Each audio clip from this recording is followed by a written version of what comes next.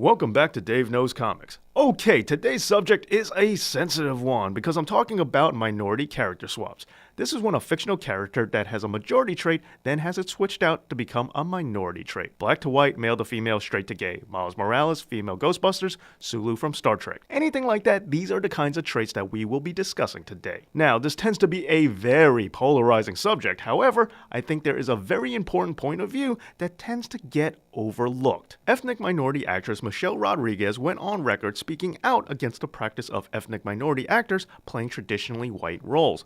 She later on had to recant and apologize for that statement. George Takei, the actor who played Sulu on the original Star Trek series, who is gay himself, said that he is not in favor of the decision to turn Sulu gay in the modern film series, even though this was done as a tribute to him. He later on had to issue a clarification on this statement. Now, what's strange to me is that these are the actors who are actually the minority groups that are being depicted, and yet they have to apologize for not being in favor of the practice. Furthermore, if minorities don't approve, then who is actually making these decisions? Well, the creators of Miles Morales are not the same race as Miles. Paul Feig, the director of the 2016 Ghostbusters film, is not a woman, and while Justin Lin, director of Star Trek Beyond, is an ethnic minority, he is not a minority in terms of his sexuality. And this continues. Brian Michael Bendis, the writer who made Iceman gay in the comics, not gay. Mark Millar, the writer who changed Nick Fury's race in the Ultimate Comics, is not black. Director Jon Favreau, who had Samuel L. Jackson play Nick Fury, also not black. Now, to be clear, I think it's great that Samuel Jackson is playing Nick Fury. I wouldn't cast it any other way myself.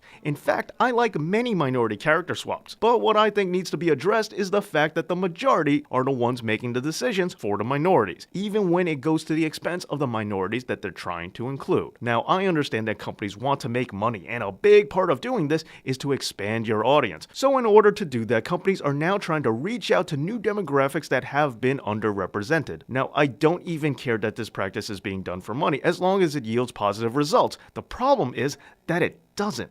For example, in the 60s and 70s, She-Hulk, Spider-Woman, Batgirl, female characters were meant to attract female readers. Great characters? Absolutely, but today, males are still the vast majority of comic book readers. These female characters didn't appeal enough to female audiences. The problem here is that despite having female representation, the people writing the stories and behind the scenes are still mostly men, and the same exact problem occurs across the board for other minority groups in comics and in film. So you can change the majority trait of a character all you want, but while the writer's room and content creators still remain the majority, minority voices still aren't getting a chance. Change needs to be more than just surface level. Now, I'm not saying that only minorities can work with minority characters. That would be ridiculous. Characters like Spawn, the Black Panther, Storm, all great black characters, and none were created by black people. But they all work because they are all interesting and well-developed characters and not just swapped out versions of white characters. And on top of that, great black characters like Static and Icon, who were created by the late great African-American creator Dwayne McDuffie,